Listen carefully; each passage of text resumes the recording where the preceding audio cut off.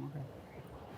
Good afternoon, my name is Anteby. I'm a medical student from Tel Aviv University. I'm here on behalf of my research team at Sheba Medical Center and the Israeli National Center for Medical Simulation.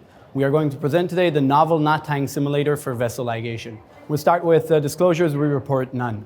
So a short background story on our simulator. A few years back, a PG-1 surgical resident in our home institution was scrubbed in a Whipple procedure. He was given the chance to excise the gallbladder, and while he was trying to put a knot on the cystic artery, unfortunately, he used excessive force and the vessel ruptured. That resulted in two things. First, he was side benched for the whole operation, and the second thing, and more importantly, he developed the simulator that we're going to showcase today. So the rationale behind this is that junior residents have less exposure in the OR for gentle knot tying, for vessel ligation and other.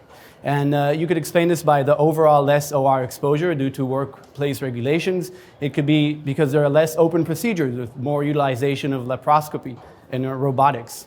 And there's better use of sealing devices. So this is the blueprint of our low-cost, hopefully, benchtop simulator for vessel ligation.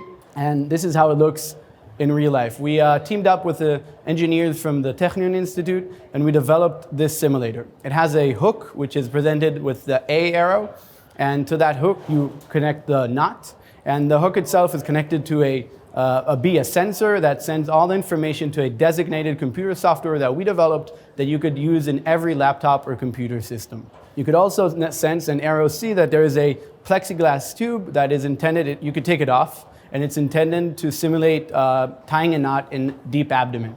So we first took this simulator, and in previous study, we took about 30 surgical residents, junior surgical residents, and compared their results tying knots in the simulator with 15 experienced surgeons. And what we saw is that the experts, they use less total force, and they do it in a shorter time. But what was most important for us, we achieved an expert-based cutoff, 1.3 Newton. That was the average maximum peak force exerted when expert tied a knot with a one-handed technique in a deep setting. And that helped us because we could take this metric and bring our simulator back to the workshop, and that's what we did, and added a feedback, a simple feedback mechanism. You can see it here. It's right on the side there. It has a red light, LED red light, and a small beeper, an ICU-like machine beep, that essentially, if the user uses the simulator and uses excessive force above that 1.3 Newton benchmark, it goes on, and it could help him with a feedback to tie the knots in a gentle way. So the study where we present today is we took 14 surgical residents, and we wanted to see if we could help them with our simulator to use the right amount of force while tying a gentle knot. And what we did is we made a pretest. So we took the simulator without the feedback, and we gave them all, and we asked them under a clinical scenario to tie 12 consecutive knots in the same technique. And then we turned on the simulator, and we let them practice each for their own time until they reach proficiency. And we set out proficiency as 5 consecutive knots within the aimed force, meaning 5 times that they could tie a knot one after the other, and the feedback won't turned on. And then we turned off the feedback and essentially did the same test we did before that. 12 consecutive knots, no feedback at all, and we compared the two tests to see if practicing with our simulator can help them. So you could appreciate how the simulator works. This is one of our junior residents tying a knot at the post-test, and I think you can appreciate that he is considerably using more, I would say, scrupulous movements than the regular, or than when you see anyone else practicing knot tying.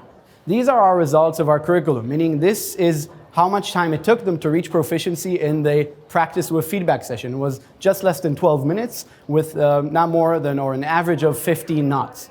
And these are results regarding force. With the simulator, we can track 6 force metrics. We're going to focus on 2, which is total force and peak upward force. Peak upward force is just a fancier way of calling the upward force that we use, or the pull-up force that we use when we tie a knot. And you can see that their peak upward force, which is a critical force when you think of what causes rupture of tissue, was 2.12 before, and after it was 1.29. Meaning with a statistical significance, meaning they were able to reduce their force to the one that is similar and even less than the expert cutoff. Both of these metrics, before and after training, were statistically significant. The other metric was less total force, and we see that the junior residents using the simulator after practice use 35% less total force. There were other metrics that were not significantly different. One of them is completion time. There was no difference between before and after practice. For conclusion, I would say that we believe that our findings, that junior surgical residents applied less force in knot tying for vessel ligation after using our simulator, indicate that this platform can become an affordable practice tool to develop and refine performance. Thank you very much.